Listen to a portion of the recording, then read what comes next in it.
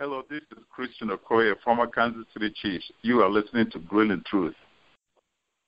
Welcome to the Grilling Truth NFL Preview Show. I'm your host, Mike Goodpaster. Right now I want to welcome in my guest host and the guys that are going to help us pick each division this year and come up with a Super Bowl winner at the end of the season tonight.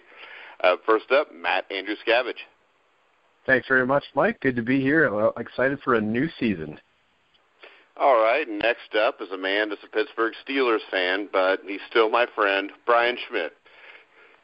Well, seeing as how you're a Bengals fan, you're still my friend, so, that's we'll get through this. We'll get through this. All right, and, for the aforementioned Cincinnati Bengals, we've got former Bengal defensive end Jason Buck. How's it going? All right, I'm sorry we got you on the show with a former Steeler and a 49er fan. That's all right. We're all part of the same family now, right? We're all part of that NFL family. You're brothers. Yeah, I guess. All right, we're going to start off. We're going to start off with the AFC East. Matt, what's your first take on the Buffalo Bills? Well, I like the Buffalo Bills. I like what I saw out of Tyrod Taylor last year. He was more steady than I thought he would be. I thought that his development was pretty good. He's a good running quarterback, and as long as LaShawn McCoy and Sammy Watkins can stay healthy, I think they'll have a pretty good offense over there, and they've had a good defense the last couple of years. So I don't know how much they'll compete or where they'll finish exactly, but they should at least be a good team. Yeah, Brian, I think the big question with the Bills has to be Rex Ryan and the defense. Yeah, and Rex Ryan being a defensive specialist, supposedly, you wouldn't think that's the question, but definitely that's the question. But they're going to be an interesting team, and obviously I think the big thing for them is obviously Week 4 against New England without a Tom Brady. That's going to be a game that if you want to have any opportunities, that's when you've got to take advantage of and get the win. With no Tom Brady, that's one you got to have if they're going to have any shot of making the playoffs. Do we know where that game is? That's a good question. That's interesting. If it would be in Buffalo, they'd have a much better chance. But yeah, I'm not sure where. I just know Week 4. I know that they've got New England, so I'm not sure where that's at. I have to look that one up. Yeah, if you look at them on paper, Jason, they're a fairly complete team, but the questions have to be on the defensive front seven, and having to deal with a team like New England or even the Jets are pretty well put together. I don't see the Bills winning more than 7 or 8 games, do you? No, I'd agree with that. And, you look at that division, and, man, even with Brady being out, you cannot get away from the fact that, the system that Belichick has in. He's a guy that's going to adjust to that, prepare for it. They're absolutely going to be the team to beat in that division again. I look at, Todd Bowles was my teammate down out the Redskins with the Jets, and, I should be giving one out for my friend, right? But I'd have to, and he's awesome. But I would absolutely, have to go with Belichick and what they've got in place. He's done it year after year. He's adjusted, and he'll adjust to not having Brady there for a few weeks. And I agree, Buffalo's got to do it while they have a chance, especially if it's at home. But you're safe bets with New England in that. Miami's got, a lot of turnover there in a new situation. So I'd still go with New England. All right, we'll move to the Miami Dolphins. I think we'll start off with Brian here. I think with the Miami Dolphins, the question is you got Adam Gase, who had a lot of success last year coaching Jay Cutler. Is Adam Gase going to be able to have that effect on Ryan Tannehill this year, Brian? I don't think so. I think that he will be improved, but I don't think that he will be improved enough to make them a playoff team. I see them as a 6-7 win team, especially their early schedule. I know they go. They play at Seattle. They play New England. They play Cincinnati. So that's not a real easy start. So I see them as a 6-7 win team. which I think he has the talent from a coaching standpoint. I think he can make them better going forward. But I think the first year I see them a 6-7 team, and then he'll continue to build and develop what he has and get some pieces in there. And I could see them being a threat the next couple of years. All right, Matt. Yeah, I would concur. I don't see Miami. I see Miami probably finishing last in this division. I think the problem over there has been the coaching carousel that they've had, with Philbin, and then I don't remember his last name. I think his first name was Dan, but he was the interim coach. Yeah, Campbell. That's it. And I think Ryan Tannehill, as most players, he's going to need a system, like a Bill Belichick, or somewhere that's a place that really can develop a quarterback. And it's hard to go every year with a different coach or a different offensive system. So I think that's really going to hinder him. I think he'll put up some decent numbers. Jarvis Landry will get his, but they're going to struggle with the run game. And they have some talent over there on defense, but I just think the way the division is set up, and like Brian said, the schedule is just not very favorable. I just don't see this being a good year for them. All right, Jason. Oh, I agree. I mean, Miami, when you have the turnover, not very often you change the coaching staff. You can come out that first year. They're building, and I think it'll take them a year or two, a couple of years before they get in the picture in the AFC East and a threat. All right, that'll bring us to a team that I think could possibly be a threat, and that's the New York Jets. I mean, I think the Jets, when you look at them, we'll start off with Jason on this one. When you look at the Jets, offensively, you got Decker and Marshall, one of the best 1-2 wide receiver combinations. They added Matt Forte at running back. Fitzpatrick, if he has a year like he did last year to go with this defense, I think they're probably towards the bottom of the top 10 offensively and towards the bottom of the top 10 defensively. I think this is a fairly complete team, and I think they could be a threat to make a run at the playoffs. What's your take on them, Jason? No, I would agree. I think you had a great analysis on them. Obviously, I'd mentioned earlier Todd Bowles is a friend and former teammate of mine, and I'd say they are the ones in that division to push New England with a chance to, be the ones that really threaten and have a chance to beat them in that division, but definitely in a playoff hunt. All right, Matt? Oh, definitely. I really like the combination of Matt Forte and Bilo Powell. Powell is my pick for a guy who's going to – I think he's really going to surprise a lot of people. I thought he had a good year last year. I think he's going to be taking over the majority of the touches by the time we get a little bit more than halfway through this season. They'll still use Forte, but I think Powell's going to emerge. And if Fitzpatrick, like you said, can have the kind of year that he had last year, with the defense that they've got, they're going to have a chance. They could probably make the playoffs, but they will have a chance at that division depending on how their games against New England go. All right, Brian? I definitely agree. My biggest problem with them is two things. One is Fitzpatrick. He can look real good, but then when he needs to look good, he'll look real bad. And the other thing is, and you guys, can chime in too. I mean, their first 6 games are, Cincinnati, Buffalo, Kansas City, Seattle, Pittsburgh, Cardinals. I mean, you look at the first 6 games. I mean, do they need to go 4-2 coming out of that, knowing that they're going to have 2 games out of the rest of the year against a New England team that is going to have Tom Brady? So do you have to go 4-2 in the first 6 to legitimately have a shot? 3-3. That's really kind of becomes the question, because those first 6 games, that's pretty good. That's a pretty good first 6. You can look at those first 6 and see anything from 2-4 to the possibility of 2-4 at least. So I think that they're going to have to come out pretty hot. Fitzpatrick's going to have to play real well early. I think the defense is going to be fine. But Fitzpatrick is the part that scares me. Because when he needs to play well, many times he has.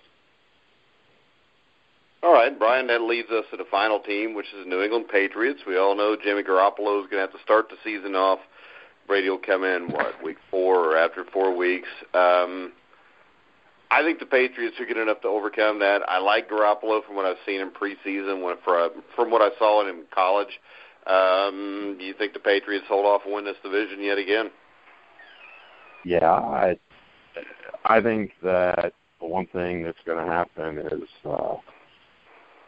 you're going to see a great, at least a very good, very solid 4 weeks out of Jimmy. And then what's going to happen is next year there's going to be a bidding war for you. And then what you're going to see is when Brady comes back, nobody wants to see a focused Tom Brady and a ticked off Tom Brady. Nobody wants to see that. And so he's going to come back. I think this is going to be one of those where he's going to come back pretty ticked off and pretty focused. And, now on the back end, they're going to be a very difficult team to beat. All right, Jason? Yeah, I mean, it goes back, and I'd said it, New England, you just don't replace a Belichick. I mean, it's like playing for Joe Gibbs. Somebody like that, you just got to know they're going to be at the front. They're going to be the team to beat. And, it's exciting to see somebody like the Jets, maybe even Buffalo, be a threat. And there'll be some excitement over there, but you'd still have to go with New England. Yeah, I think the only way you see the Jets or the Bills become a threat is if Garoppolo comes out and loses 3 straight starts to start the season. Matt, what do you think? Definitely. The thing is it's not really, they're not really playing against Garoppolo, they're playing against Belichick. Belichick is going to have this team so prepared. He's going to have a perfect game plan. He keeps these teams off balance every single year. How many times have we been saying this? This is a year that someone's going to really challenge New England, and it just never happens. They always find a way. And I think they're going to win at least 3 out of the 4, if not all 4, just because the weapons that they do have on offense, and they always find a way to get the turnover late in the game. And, they'll lose a couple of games during the course of the year, but when Tom Brady comes back, like Brian said, they're going to be really hard to beat. So we'll go ahead and wrap up the AFC East. Jason, the Patriots win the division? Yeah. That's Buck's pick. Buck's Safe pick. one, right? That sounds pretty cool. Buck's pick. All right, Matt? Yeah, I don't think there's really any way they don't. All right, Brian? Yeah, definitely got to take the Patriots.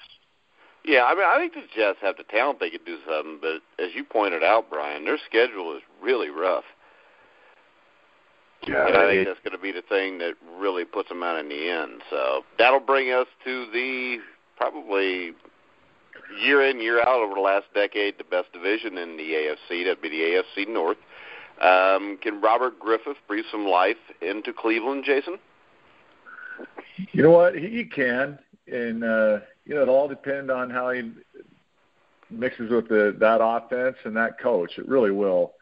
I was with the coach of the Redskins last year in camp, and, I thought he was a class guy, great guy to be around, really did his best to be a part of the team even though he wasn't starting. And if they use his talent set right, he'll be a help for him. And it's really just going to depend on that. He wasn't in the right system at the Redskins, with Jay Gruden, and in camp you could see that right away. And it wasn't that. And that's kudos to the Redskins. They made a hard decision publicly, because everybody wants RG3 and the drama with it. But it was clear in camp, that Cousins fit their system, and RG3 handled it pretty classy when I was there. And so I think he brings leadership to him. And if they use him right, he'll be the right fit. It's going to be, that offense, that quarterback coach, offensive coordinator. Is it, can they make him be the guy? He has the ability if it's done right. Yeah, and the other thing you've got, Matt, is with Robert Griffith III, is, I mean, he's going with Hugh Jackson, and the difference from Andy Dalton before Hugh Jackson and after Hugh Jackson was huge. I think they've got the right quarterback, they've got the right head coach, but I don't know if you'd agree with me or not, but roster-wise, they still don't have the roster to compete in this division, but I think you give them 2 or 3 years, they will. Matt? Sorry, I think I thought I was losing you there. I heard most of what you said. I think Cleveland is kind of similar to Buffalo. I think they're going to be. They're not going to be the kind of team that's just going to be a typical Cleveland Browns team and just roll over. I think they're going to have some fight to them, and they've got some talent where, especially if Josh Gordon comes back and plays the way we all know that he can play. He's one of the best receivers in the league. At least he was before all of this happened. And they've got some talent over there on both sides of the ball. And if RG3 can play, there's no reason to think that they can't make things difficult for a lot of teams. But how many victories that'll translate into? Probably not a lot. But I don't think they're just going to be a walk in the park like they have been. Yeah, so they're not going to be like your 49ers were last year. Exactly. Okay. I'm not even I just had to get that shot in there. I know. Shut up. The Bengals never won a Super Bowl. Get over it. I get tired of hearing that. But, Brian, what's your take on the Cleveland Browns? I really like Hugh Jackson. I really think they've got the right head coach. I think that this again, and you see this so often, this is an organizational thing. The organization is going to have to be patient. They're going to have to understand this is not going to be a 1 or 2 year fix. They're going to have to draft well. And I think this year, I think that he can do some really good things with RG3. Do I think this is a very talented team? No, I think there's some pieces, but there's certainly not an overall abundance of talent. But they've got to let that man have an opportunity to build this team and put the right pieces into place. And I think this is a team, and I agree with you. I think 3 years down the road, we're going to, we have an opportunity to be talking different about the Cleveland Browns.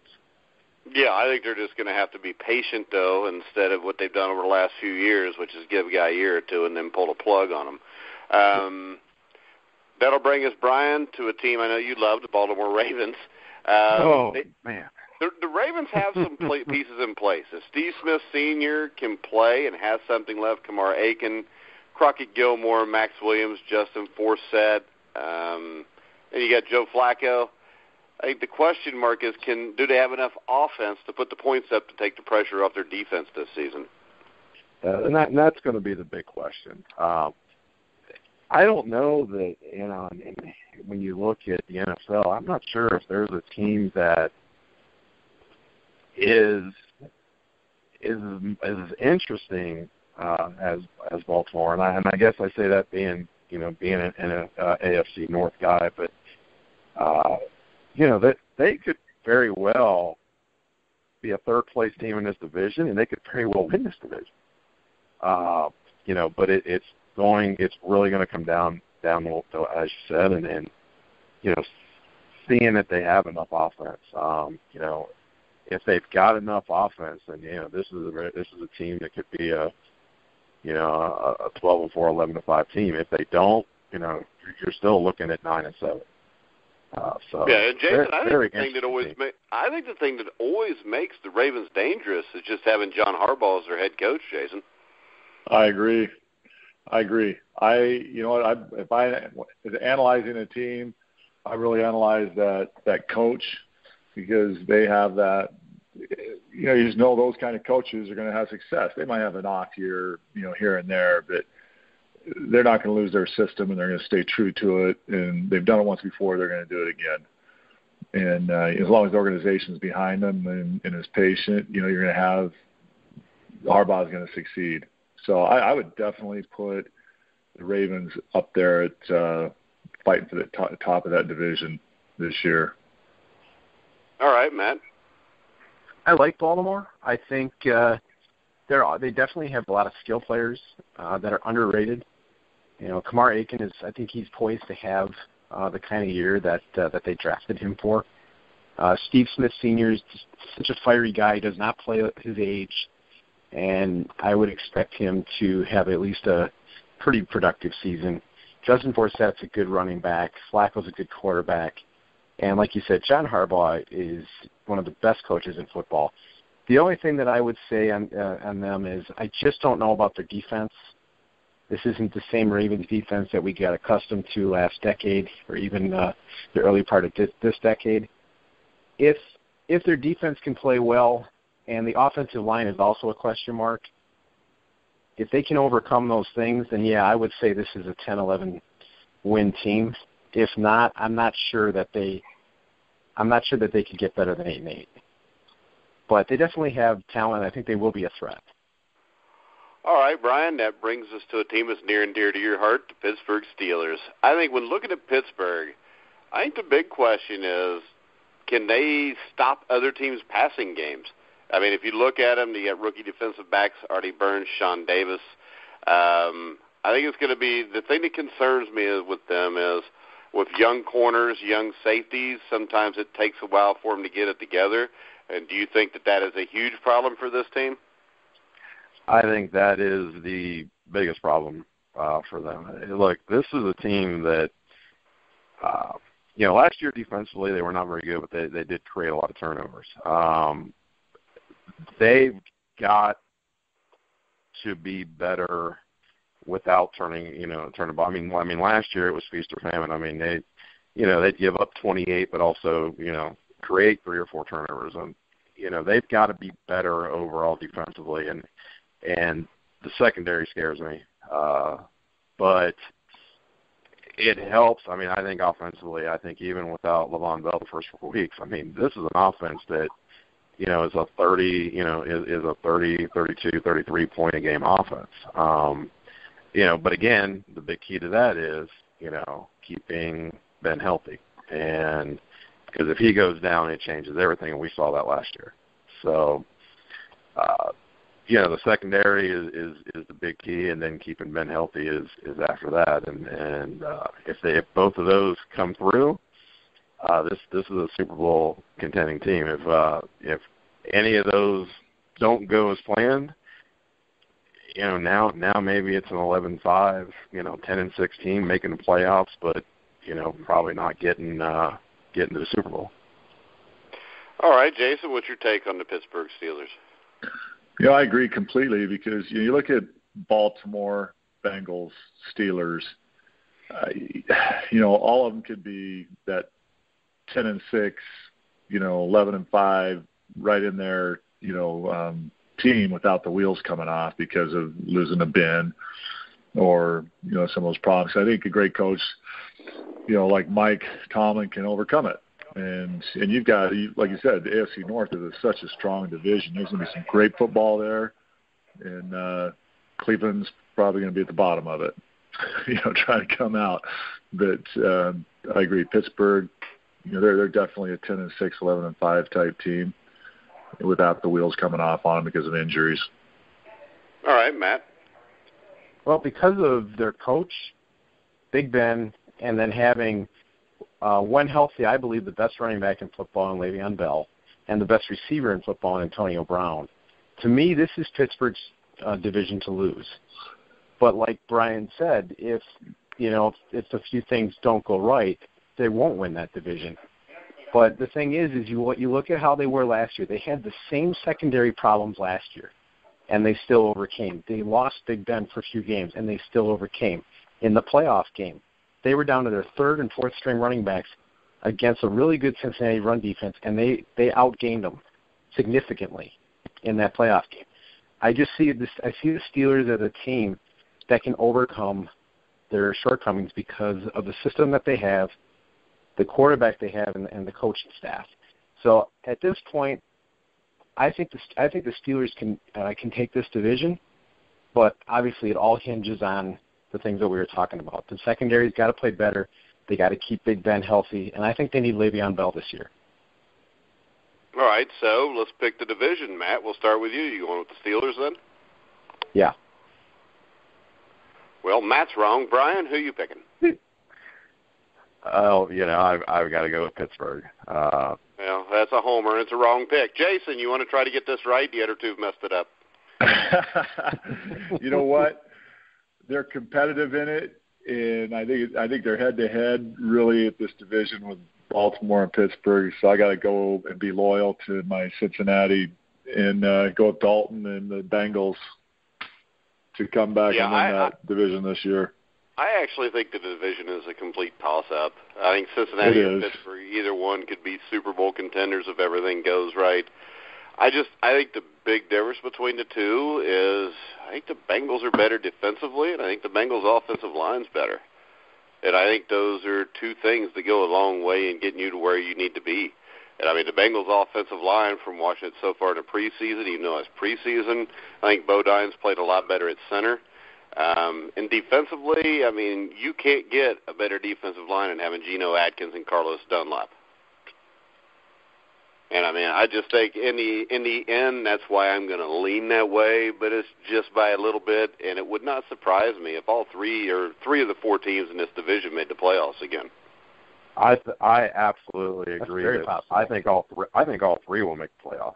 Yeah. We haven't talked yet about the AFC South. We will, but I mean, let's be honest. There are three teams in Pittsburgh, Cincinnati, and Baltimore that, quite frankly, are all going to have winning records, I believe, and I believe they'll all three make the playoffs. Yeah. All right. Yeah. So I guess that's a split 2-2, which will tell you how close it is. That'll bring us to the AFC South. We went ahead and mentioned that.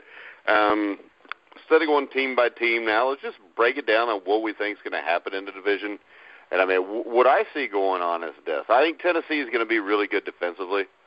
I think they're going to have problems offensively, but they do have two interesting running backs, which could put them in the mix, I think.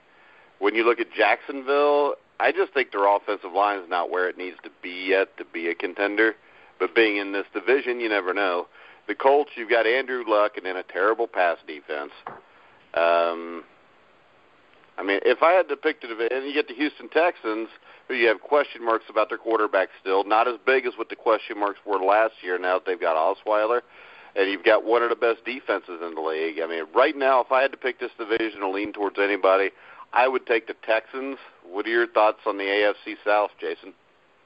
Yeah, I rely, like you, upon defense on this one because it's not a particularly tough division. I mean, if I was going to pick the weakest division in the AFC, I'd probably go with AFC South.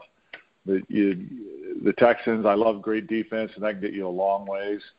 And, we all know the old sayings, right? Offense wins games, but defense wins championships. Indianapolis and Luck, if you have that weak of a defense, you're going to just be outscored and give up some games. Tennessee's in a spot where they're, rebuilding, and I'd have to give the edge to Houston as well. All right, Brian. Yeah, I would agree. I mean, I think you have to give it to Houston based on their defense. I still feel like you got to watch out for Jacksonville. They've got a quarterback that's really a rising star.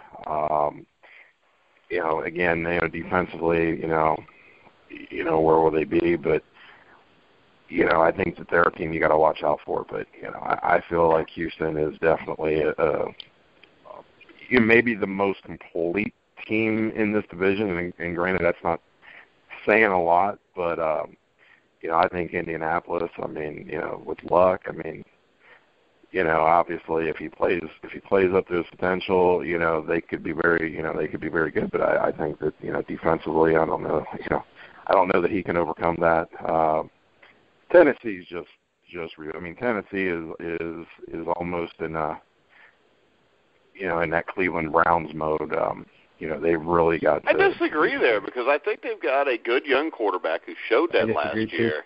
And defensively, I think defensively they're going to be really good. You got DeMarco Murray and Derrick Henry in the backfield. I don't think this team's as far away as Cleveland is.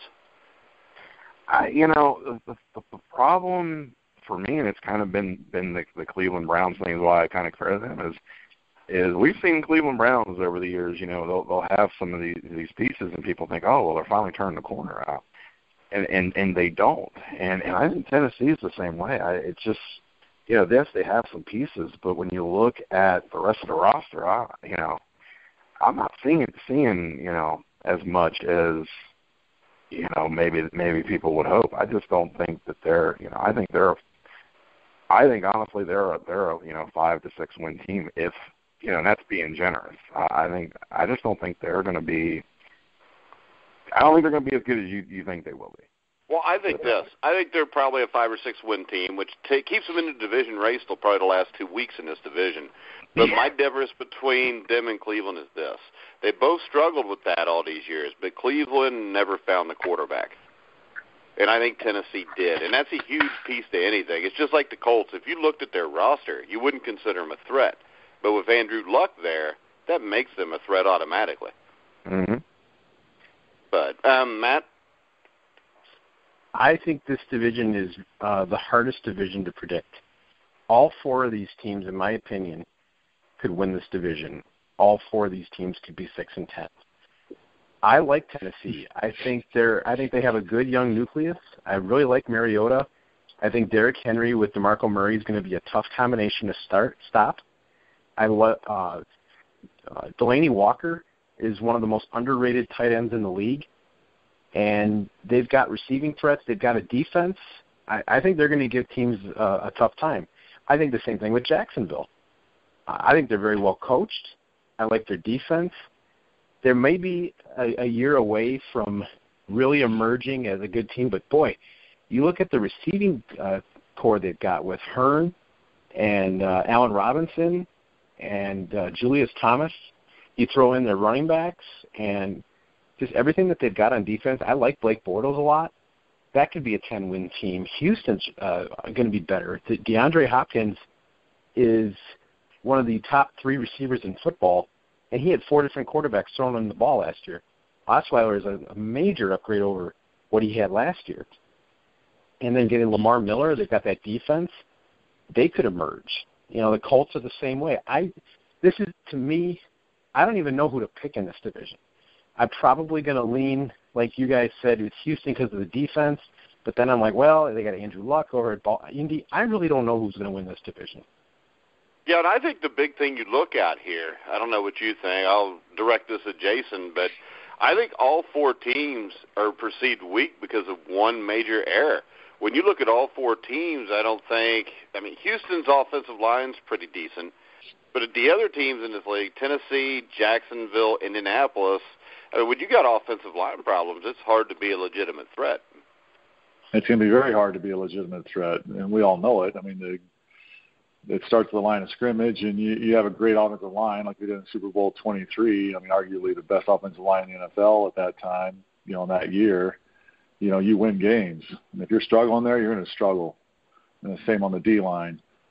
I agree. The AFC South's a bit of a conundrum and hard to pick. It's hilarious to think, people get threatened for a division at 6-10. but it can happen. It did last year. It can happen, right? So it is. It is true. It's hard to pick all of them. I'd still go with that edge to Houston just because of their defense, in that division. It'll be fun to watch it and see what happens with it. All right, so that brings us to the AFC West, which I think is another one that's hard to pick. You've got Oakland, who's talented, similar to Jacksonville, and I think they might be a little deeper than Jacksonville, and I think better on defense. You got San Diego, you got Phillip Rivers, who seems like he always has a great season, even if everything's burning around him. I think Melvin Gordon will have a good year this year. You got Kansas City, who Andy Reid and Alex Smith seem to be there at the end of every season. You get the Denver Broncos, the defending world champions, but you've got a problem. Quarterback right now is a guy by the name of Trevor Siemian. I think Paxton Lynch beats him out by the time you get to week 4 or 5. But when I look at this division, I'm going to pick Oakland, which I'm not real comfortable with because, I think Kansas City's good. I think San Diego could shock people. Denver, you've got one of the top 2 or 3 defenses. Brian, what do you think? Yeah, I'm the same way. I mean, I'm picking Oakland, but not feeling real comfortable with it, just because I mean, look, this could be a division where, a team, any team could be 10-6, and then the team coming right behind it 9-7, team right behind that 8-8. I think that's just how close this division is. I think. Certainly with Denver, the quarterback situation, but solid defense. Kansas City is just one of those teams that when you look at the roster, I mean, you certainly see some pieces, but I mean they're just kind of that team that they don't overwhelm you. They just go out there and they win. And Oakland, to me, is a team that. It is certainly roster-wise certainly dangerous. They have a dangerous quarterback, but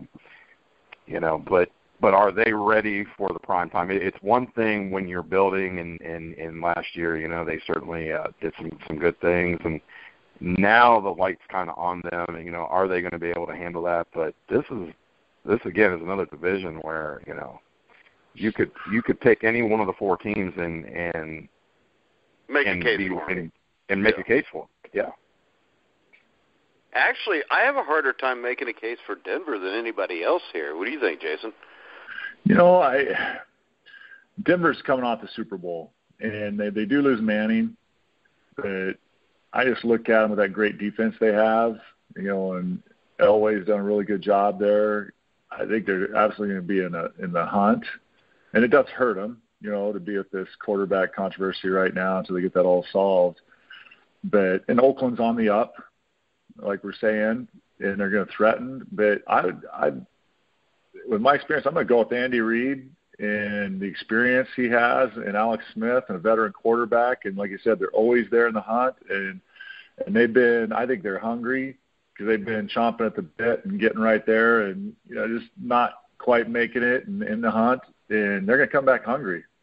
And I'm going to pick Kansas City for the AFC West this year. And you're right, it's going to be a great division to watch, and it's going to be a battle. There's going to be some great rivalry games in there with Oakland and Kansas City. But I'm going to go with Kansas City because of Alex Smith and Reed. All right, Matt. Yeah, this is another division like we were talking about with the AFC South. You can make a case for all 4 of these teams. I think Kansas City regresses a little bit back to the mean of that division where Oakland takes a step up. I'm going to go with Kansas City winning this division, but I don't feel real comfortable only because, Justin Houston is out for at least 6 weeks. They lost Sean Smith to Oakland. And then when you look at Oakland, I love all the pieces they put together. I like the young nucleus in the offense with Derek Carr, Amari Cooper, Latavius Murray. I just don't know if they're really – if this is the year that they step into that division winner status. I think they're definitely going to be a team to watch for. But, Denver's got all that experience. To me, I feel like I'm looking at 3 8-8 teams and 1 9-7 team. And I'll take Kansas City to be that 9-7 team. All right, so guys, everybody picked each division. Brian, who would be your Super Bowl team? Take your Homer pants off. I take my Homer pants off, but unfortunately, it's going to come down to Pittsburgh and New England, and I'm going to go with Pittsburgh. I think that they're going to again we talk about everything has to go right, but I think they'll be better defensively. Offensively, they're going to be outstanding, and I just feel like this is the year that they get back to the Super Bowl, and so I'm going to go with Pittsburgh over New England in the AFC Championship. And nothing's cuter than a delusional Steelers fan. I waited for that one. I'm gonna. Well, I mean, come on. I mean, what did the Steelers made the playoffs twice in the last 5 years? thought 3 times in the last 5. Was it 3 times in 5 years? All right. Yeah. So your team don't always make it. My team don't win no playoff games, but we're always at least there. But I have no smack talk for the Bengals. No, they haven't won a playoff game since I played there, right? Yes, so it's Jason. It's the curse of Jason Buck. Yeah, that's what Sam Weiss gets for getting rid of me. Well, we've already established Sam's an ass. But you're not going to argue with me, are you? All right. I'm not arguing with you. I'm going to go this way. I'm going to go with New England because I think this. I mean, I'll take Belichick over Tomlin. I'll take Brady over Roethlisberger. I think when it comes down to it, if they were to play each other in a game, I don't know how New England's 2 tight end set can be guarded by Pittsburgh. I mean, you got Rob Gronkowski, you got Martellus Bennett. Defensively, I think the Patriots are going to be better. I think their offensive line's better. This may not seem like it's I'm going out there big on a pick here, but I'm going to go with the Patriots. Jason, what do you think? Yeah, I get down in that for the AFC Championship game. I'm going to go with Kansas City as my dark horse and New England Patriots in that AFC Championship game. And but coming down to the end, I'll be cheering for Andy Reid in the end on that game, but I will have to pick Belichick and Brady to win it.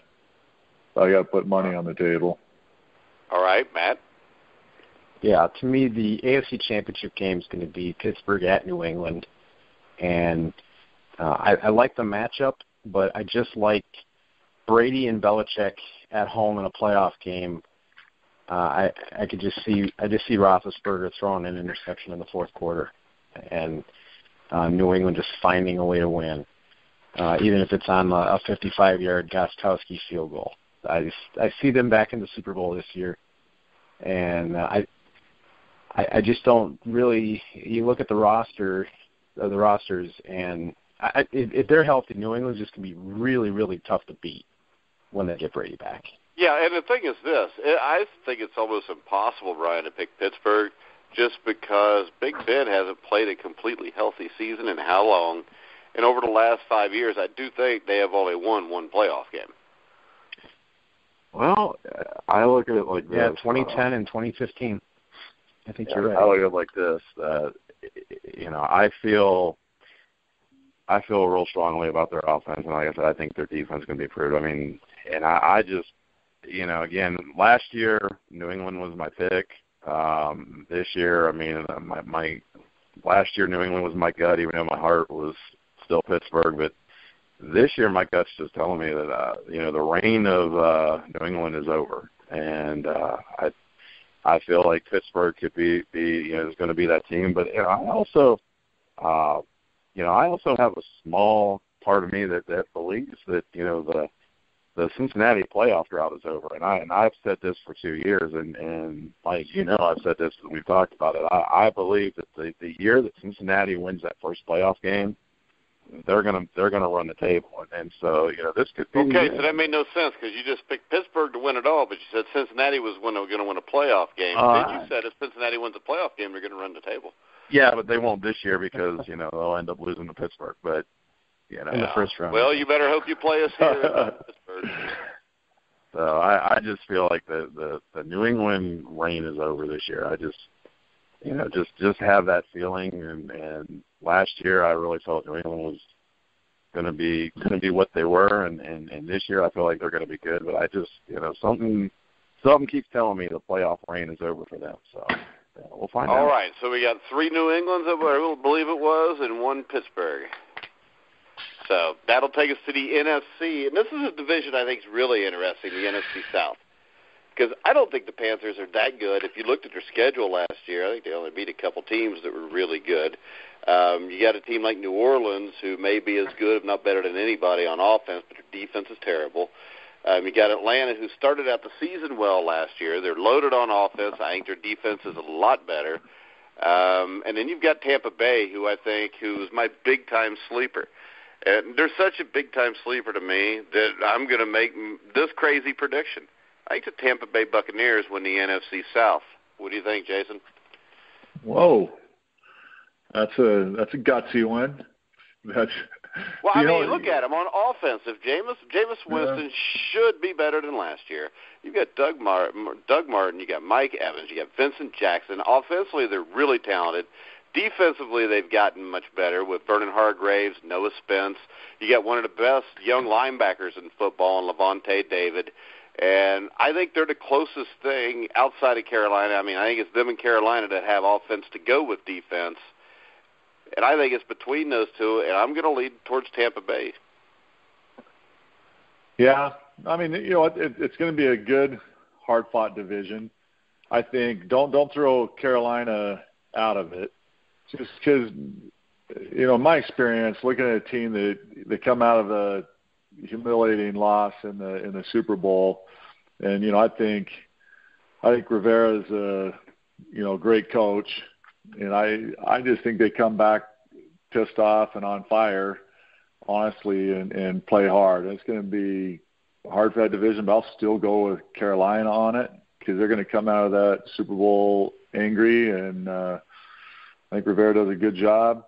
And I think you'll see them come out and fight to come back and with the vengeance. And I'm going to still go with them in that division. All right, Matt. I think I still like Carolina to win the division, but I'm with you with Tampa Bay to surprise a lot of teams this year. I think they're a good young team. I think Carolina is going to face more adversity this year, and they didn't face a lot last year.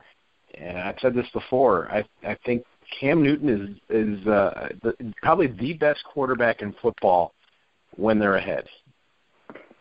When they get ahead by 10 points or more, it's just I think it's almost impossible to beat them. But once they face adversity and get in a tough game with a defense, he struggles. And I would not he's a front runner. Yes, is absolutely what I'm saying. I said that all last year. They only had 2 hard-fought games, and they lost both of them. That isn't to say they're not a good team. Cam Newton is a good quarterback. I do think they're going to face adversity this year, but I think they still win the division. I think Atlanta's a little, at least as good as they were last year record-wise, but they probably look a little better. And New Orleans is going to have a lot of offense, but just probably no defense again. I just don't see any reason to think they'll have defense. So I'll go Carolina and Tampa Bay then to be a threat for one of the wild cards. All right, Brian. I agree. I think, Carolina is the front runner, but I think they're going to come back, record-wise, they're going to come back to the pack a little bit. Last year was just a magical season. It's hard to replicate that 2 years in a row, but I still think they're a 10-11 win team. And I agree with Tampa Bay. I think that they're, next to Carolina, their most complete team. After that, Atlanta, I think Atlanta will be similar record-wise last year, but they have 3 road games, Oakland, Denver, and Seattle. Those are going to be tough to win. In New Orleans, did they play defense there? I don't know that, I don't know. They'll win a few games based on the fact that they'll get some shootouts and win a few games, but they're you're asking an offense an awful lot that has to go out there and be perfect, and I'm not even sure that yes, New Orleans has a good offense, but I'm not this is not the offense of back in there in the Super Bowl year. I mean, this is not that kind of offense that can just go out there and put 35, 40 points up weekly.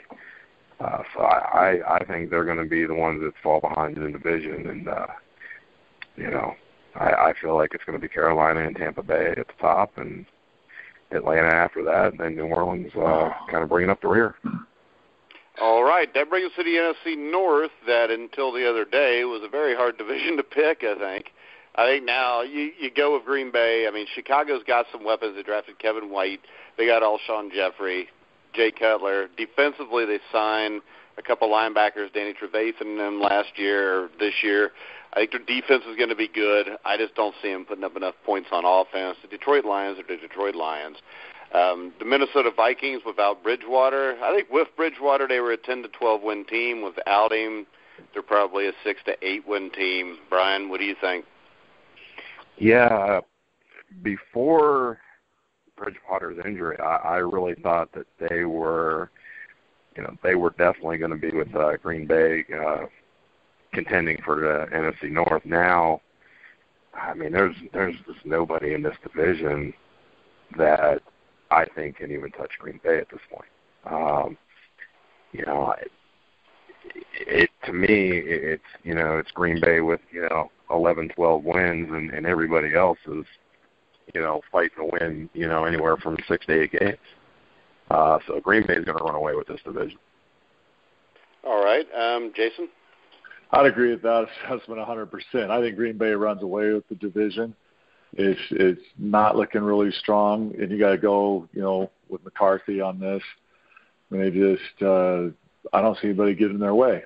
Really, you look at Chicago, you look at Detroit,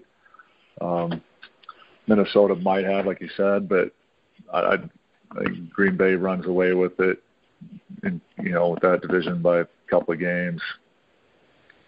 All right, Matt. Yep, I think so too. I think before yesterday, I had Minnesota winning this division. I think they have a better roster overall, and a better coach. But without Teddy Bridgewater, I just don't see how they're going to be able to mount any kind of a passing attack. Everybody's going to just kind of key on Peterson. They've got a good defense. I think they'll win some games this year, but the NFC North is just awful now. The Lions are not very good. The Bears are not very good, and now with Minnesota without a quarterback, I just don't see how they compete with Green Bay. So I would expect Green Bay to go about 11-5, 12-4 as well, and have this division wrapped up. All right, that brings us to the NFC East, which, of course, Tony Romo's already out. But I think Dak Prescott could surprise people. If you remember when we did our top 5 quarterbacks coming out the draft, Matt, Dak Prescott was my number 1. Nobody else had him there. I just wanted to bring that up. So I think Dallas becomes a bigger threat with Prescott because you get him and Elliott. It kind of gives you a lot more mobility with your quarterback, and I think a lot more things you have to defend when you play them. I think the Eagles, Chip Kelly ruined them. The Giants, I think the Giants could be improved, but there's a question of the head coach. So I think this comes down between Washington and Dallas. I'm going to go with Washington, but it would not surprise me if Dallas wins the division. What do you think, man? I do also like the Prescott and Elliott. That's an intriguing combo. The problem with Dallas is going to be their defense. They've got several starters suspended, and I think that's going to be very hard to overcome. I think they'll be an interesting team to watch, but to me, this division comes down to the Giants and the Redskins. I think the Redskins, at this point, they have the edge, but I'm going to take the Giants as my dark horse to win the NFC East, get back in the playoffs, and be a threat. All right, Jason. A little unfair on my side because I actually coached the Redskins in 2 days last year. Got to know Gruden and Barry on the defensive side, Coach Joe Barry, the defensive coordinator, and the whole system. They're pretty good. And I was on the bus last year with them saying this is a playoff team, and I knew it going into the season, and they did go into the playoffs. I think you look at their acquisition of Scott McLaughlin, and then what that's done for them. The Redskins are on the up, and I think they're just going to be better this year than they were last year. So, but I know them better than the other teams. Dallas could obviously pop in there, and the Giants, like you said. But I'm going to say the Redskins are even better this year than last year. I really like their coaching staff and what they were doing when I was there, and McLaughlin and their acquisitions. So, and the decisions they've made, I think the Redskins will be better, and they take the NFC East. All right, Brian? Yeah, I feel like the Redskins are going to take the division, but this is a division, and take Philadelphia out of the equation. They're not going to be very good, but this is a division where you could honestly see Redskins, Cowboys, and I do agree with the Cowboys. I think, Prescott, I think, has an opportunity to make people, forget about Tony Romo, which I know there's a lot of Dallas Cowboys fans that would love to. But I think that this is where easily, you could see a Redskins, 10-6, a Dallas or Giants, 9-7 kind of deal. I think that it's gonna definitely be a close division with a 3-team race, and I think all three of them are going to be there, right to the end. But I like the Redskins. I think the Redskins will be that 10-win team and win the division. Yeah, so we got 3 Redskins, 1 Giant. That'll bring us to the NFC West. This is the haves and the have-nots. I mean, you got the Rams and the 49ers have not. I think the Rams are close, though. I mean, defensively, their front seven's as good as anybody's. Their question is at quarterback, how long can Case Keenum hold off Jared Goff, which I don't think is going to be very long just because of the money they've got there. With the 49ers, I mean, they've got some talent on defense. I mean, you got one of the best linebackers in football. The problem is on offense. Their skill position talent is virtually non-existent. I mean, they're going to be riding Carlos Hyde all year for any kind of success they have, I think. The Cardinals, one of the most complete rosters in football. They'll be great during the regular season until Carson Palmer gets them into the playoffs, and then we'll see how that goes. I think Seattle wins the division. I think they have one of the best defenses in NFL history over the last 4 or 5 years. I think they've been ranked 1 or 2 each year. You got Cliff Averill. I mean, you got 2 big-time defensive linemen. You got a big-time secondary, big-time linebackers, and I think Russell Wilson, showed in the playoffs last year how much he's progressed as a quarterback. Now the question is, can Thomas Rolls and Christian Michael fill in for, Marshawn Lynch? But I think Seattle wins this division. What do you think, Brian? I agree. I mean, it's definitely a 2-team division. I'm kind of going to flip that. I'm going to say the Cardinals win the division, but they'll lose in the playoffs. And I think you'll see Seattle as a wild card, but I think you'll see Seattle do some damage in the playoffs. I think it's just going to come down to, yes, Arizona will win the division, but like you said, I mean, with Carson Palmer, once you get in the playoffs, all of a sudden, I mean, he changes big time. I mean, he's one of those guys that I just think when the lights are shining brightest on him, he struggles. So, I think Arizona will win the division, but they'll lose in the playoffs, and I think Seattle will come in 11-5. They'll come into the playoffs as a wild card, and they'll create havoc and create problems like they've done in the past. And so that's my thing is, Arizona wins the division, but Seattle will end up being the better team in the playoffs. All right, Jason. Mike, I agree with your assessment. I mean, Arizona is loaded, but I go down through that division and I look at Seattle and they've been in the hunt, and Pete Carroll's done a great job. I mean, they've always been in there, and I love defense, and I'll always go with defense. And I think it'll be a battle between them and Arizona, but I'm going to go with Seattle coming out again out front this year. So I'm going to pick Seattle. All right. So Jason got that one right. So Matt? Well, I would agree it's a 2-horse race. Matt, you going to be a homer and pick the 49ers? Yeah. No, I think they're going to give. Teams. They're going to be in more games than they were last year. But all in all, I think you're right. The skill positions. They had 2 guys that I thought were going to contribute this year, but now they're both out for the year. It's going to be really tough to just find receivers. Torrey Smith is good. They've got 3 tight ends. I think they got Carlos Hyde. The offensive line is going to be much better this year, which has been a real problem the last 2 years.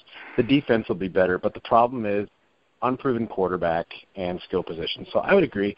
It's a 2-horse race. I'm going with Arizona. I think their defense is nearly as good as Seattle's.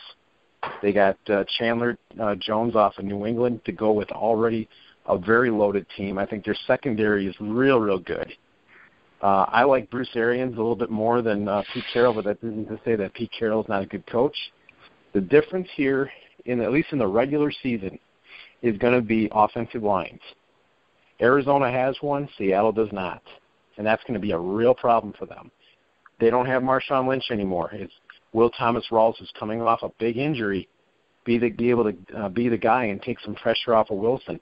I think Wilson's going to be running for his life. He's going to make a lot of plays. I think they get in the playoffs. But I think Arizona wins this division. I think they get home field advantage. They're going to be the best team in the NFC. But I think they probably don't go to the Super Bowl. All right, so NFC, who's your Super Bowl team, Jason? Crew. I think I'm going to shake up the NFC Championship a little bit. I just think it's going to be different than it was last year. And I'm going to say, Seattle. I think Seattle will be back in the NFC Championship. And I'm going to go with my Redskins as the surprise in that. So, boy, if it pick that game, I don't know. I'll just go with my team and say the Redskins are the surprise this year out of it. But you'd have to favor Seattle going into the game. I think Seattle's going to be in the NFC Championship game for sure. And what the Super Bowl, Jason? I'm going to go with the Redskins. Throw myself out there and see at the end of the year if I get the prize for getting this right. All right. You never know. If they're in the playoffs, they got a shot, and I think they definitely have a shot to go back to the playoffs. You hit the playoffs healthy, and you have home field advantage. That's anything can happen, and you've got a shot at a run if you hit that with the momentum. And I got good feelings for the way the direction they're going right now. And Cousins is playing well. I think they could do it. All right, Matt. Well, I think you could really go with – I don't think Green Bay could beat Carolina, Arizona, or Seattle, especially on the road. All three of those teams have defenses that can stop Aaron Rodgers, and we've all seen in the last 5 years that's been his Achilles heel in the playoffs. He's not been able to overcome those kind of defenses. So I think Green Bay is going to have a real good regular season, but they're going to do the same thing they've done the last 5 years under Mike McCarthy, and they're not going to get out of the divisional round. Well, I do remember this against that Arizona defense last year. They won that playoff game. I mean, you had two deflected passes because Palmer couldn't get out of his own way is what beat him. Yeah, agreed, but it also took two Hail Marys on the last drive to tie the game. And then when it comes down to it, Larry Fitzgerald was able to make the play, and they couldn't stop it. That's historically, in the last 5 years, that's what happens. So that's why I'm going to go with history on that. But I think Carolina is going back to the NFC Championship game against Arizona, but it easily could be Seattle. So I think it's between those three. I'm going to pick. At this point, I know I said that Arizona, the likelihood that them going to the Super Bowl is rough because of Carson Palmer, and I agree with that. But if it is Carolina, Arizona, I'm going to go Arizona against New England for the Super Bowl. All right, Brian? I've gone back and forth between Seattle and Green Bay in the NFC Championship game, and Seattle and Carolina. And I think I've got to say Seattle and Carolina, but I think a different outcome. I think Seattle goes to the Super Bowl, and you're going to have a Pittsburgh-Seattle Super Bowl, and who's going to win that, Brian? Pittsburgh will win that.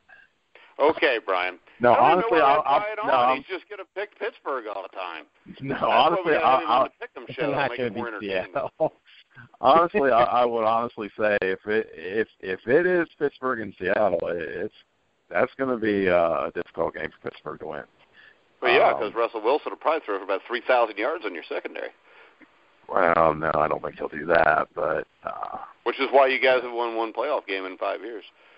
One more than us, I'll give you that. But well, that is true. We have one more than you. Yeah. So you know what? That tells you how far the Steelers have fallen. That your best argument for the Steelers is you've won more playoff games than the Bengals. No, just we're going to be better this year. I'm telling you. Hey, from 1980, what was it? Jason, to 1991. Who won more playoff games, the Bengals or the Steelers? Wow. 4-year random. Wow. Well, that's awesome, Mike. It's just when Buck Actually, was there, it's just right? I just went with the years that you were there, Jason. I could have dropped it back from 1980s to 1991 too, because the Bengals were dominant during the 80s. Yeah. That's good. I like the compliment, though. Yeah. Wow. All right. So Brian's got Pittsburgh winning it all. I'm going to take this. The AFC Championship game, I'm going to say Tampa Bay against Green Bay. Green Bay wins. Wow. Green Bay plays New England in the Super Bowl, and Green Bay wins the Super Bowl. Who do both of those teams beat in the divisional round to get to the conference championship games? Well, the other two teams, probably Seattle and Arizona. Or whoever. Really? So, I picked, I don't even know why you would question my pick, Matt, because I picked Tampa Bay and Green Bay to win their divisions. So it's pretty obvious they can meet the championship game. Okay. The New York Giants could go to the Super Bowl this year. I didn't say they could go to the Super Bowl. I said they could probably be a threat in the playoffs. Yeah, well, that's funny, I think, because they got Ben Why McAdoo is that funny? head coach. Because it's you not thought that good of a division, and they my could get feelings. there. All right. I'm sorry, Mike. I forgot you had your dress on today. Well, you know I did. Schmidt knows all about that, don't you, Brian? All right. Yeah. So, Jason, are you picking Washington to win it all? Yeah, I'm going to do it. Good, because that gets the heat off me. Yeah. You know what? I'm saying, hey, I got to go with them. If they're going to beat the Seahawks in the NFC Championship game, then I got to go with my guys, and I got to declare my bias on that one, obviously. Yeah, well, at least you'll declare it. Some Pittsburgh Steelers fans ignore it. Matt, what's your Super Bowl prediction? I'm going to if it is indeed New England, Arizona, it's going to be really tough to not see Carson Palmer falling apart against Bill Belichick. So I'm going to go with New England to win the Super Bowl. Yeah, but I'll give you this: if he gets that far, maybe he's not falling apart anymore. But he's still I don't think it'd be a blowout. I think they'd have a chance to win. And also, I would like for you to explain to me why Bruce Arians is a better coach than Pete Carroll. Why he's a better coach than Pete Carroll? Yeah. I think he's getting a lot more out of guys that basically have been written off. I mean, look what he got out of Chris Johnson last year. Look what he's been getting out of Carson Palmer. Larry Fitzgerald's career has been revived. He takes all these old veterans, and it just works. And then being able to develop his young talent. Seattle was not very good when Pete Carroll got there, were they?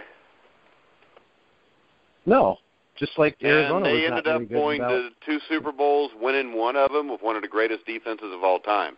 I don't think you can compare somebody who gets a lot out of players and loses in the first round consistently to a guy that wins Super Bowls.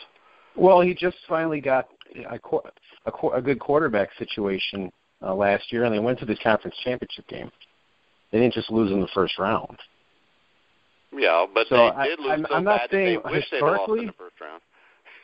No, maybe, but I watch them. I think Arizona can beat Seattle. I really do. I think but that's Seattle's not the point. offensive The line point is is this: you're a 49ers fan and you hate Pete Carroll because he whipped your ass for so long. No, and you can't say anything. Not at all. That is not factoring into it. I respect Seattle.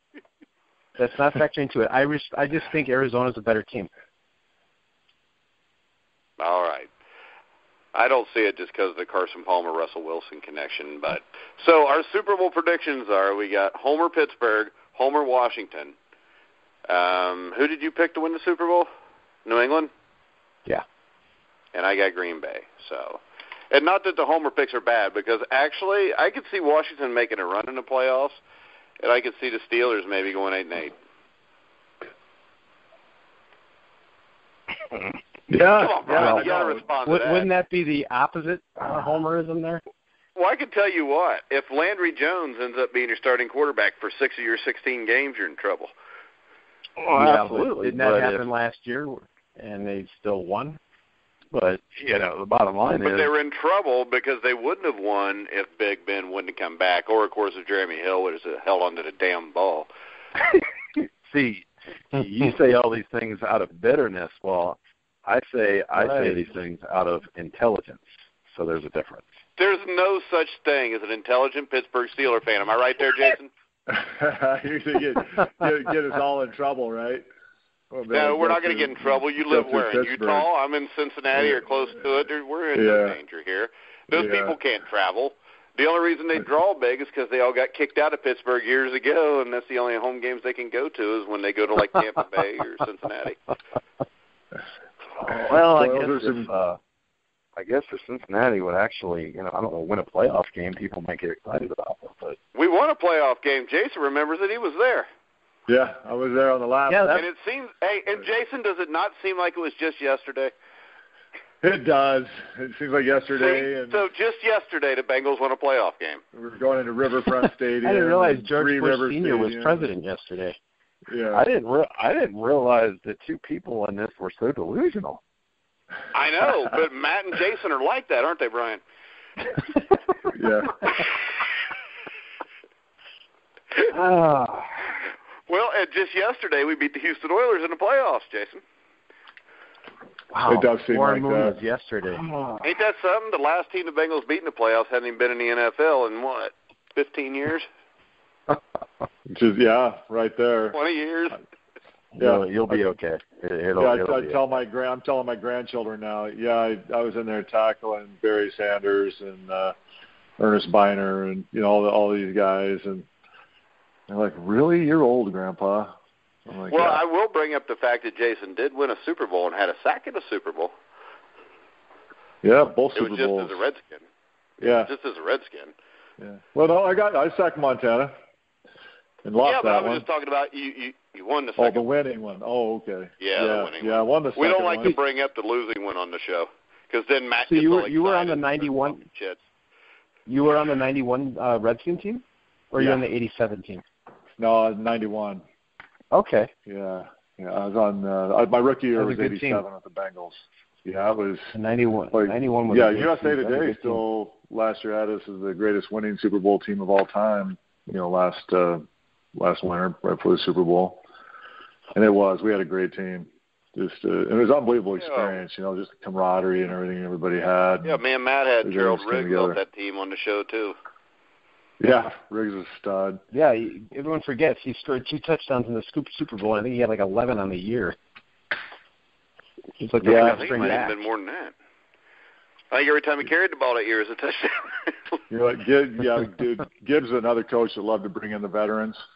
He would always bring in veterans. We'd have a couple rookies make the team every year in his other spots. That's what he did. He'd bring in, veterans like me, when I came in from the Bengals, and or Riggs, and Ernest Biner. And you just go through that. And he went with maturity and veterans and packed that team full back in the day when we didn't have the. Well, he probably learned that from working with Don Coryell and George Allen. Yeah.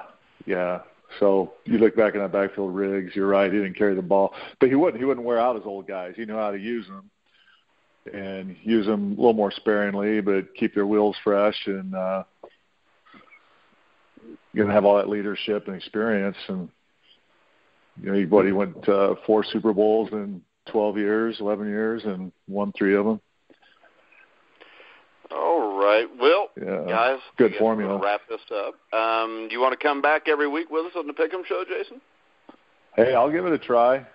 If you guys will have me. Yeah, and we usually have a celebrity on with us outside of just Jason Buck. So I'm gonna have to practice up on my trash talk on everybody. So you guys. Yeah, you're gonna have to because when we bring in like Gary Dunn, the old Steeler, Mark Cooper, the old Broncos. They like to talk a lot of stuff and try to intimidate me, so you can help me out. Yeah. Matt can tell you about it. Yeah, he needs he gets his feelings hurt fast. So I'm not real big on talking trash.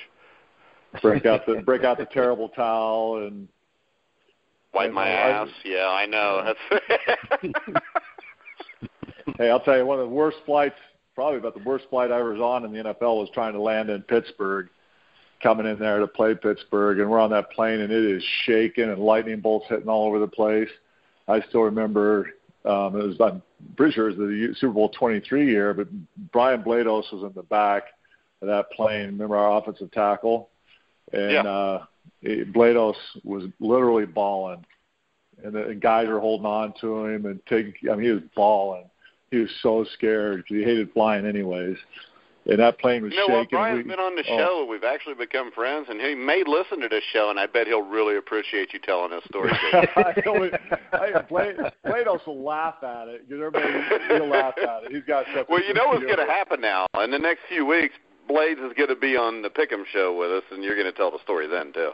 Yeah, you have to do that. We had a situation like this last year with Gary Dunn from the Steelers, because we had Mark Cooper on a few times, and then Gary came on and told this story about how Mark had like some kind of a cheap shot or something, and he got hurt, and he just made this really loud whining sound. He told this story, and then Cooper came on a few weeks later. So I would expect this story to be told again. Yeah, Blades is coming now.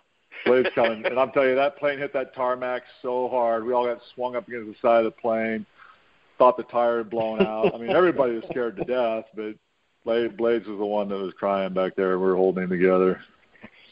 Yeah. All righty. Well, we're going to go wrap this up. Jason, you got any final words? Hey, I love the show. I'm ready to come back on again. We'll see how good our picks are at the end of the year on that. And I still say go Bengals, go Redskins. Right? All right, Brian. My two teams. All right, Brian. 2016 is the year of the black and gold. Oh, here we go. This is every year to Brian. You haven't been drinking. Not every year, but this is the year of the black and gold.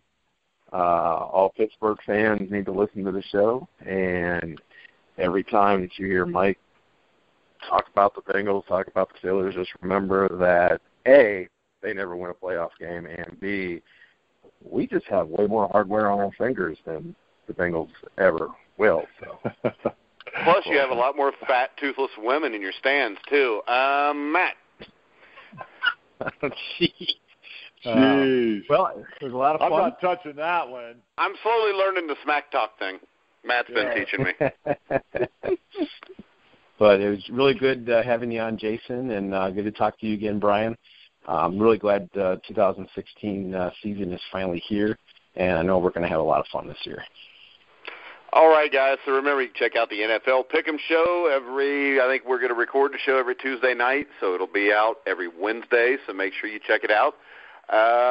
Let's see. We got anything else coming up, Matt? I know we're going to have the Gridiron Mo Super Bowl Trivia Contest next Wednesday night, where if you want to be, just contact us through our email, our Twitter, which is @GrillingTruth, through our Facebook page. We're going to have 2 or 3 contestants on. The winner will get a $25 gift card from Amazon. So you want to check that out. Make sure you check Graham McCown and Chris Fury on Out of Left Field every Friday. The CFL Pick'em show for this week is already up. That was with myself, Oz Davis, Brian Schmidt, and this week we were on with Dieter Brock again, former CFL Hall of Fame quarterback, also played with the Rams, took them to the 85 championship game. So make sure you check out Gridiron Mo at www.gridironmo.com. And also remember, you can get all of our shows on iHeart, TuneIn, iTunes, Spreaker, Stitcher, Google Music, any place they play podcast, you'll find The Grueling Truth. So for Brian Schmidt, Matt Andruscavage, and Jason Buck, I'm Mike Goodpaster. You've been listening to The Grueling Truth, where the legends speak.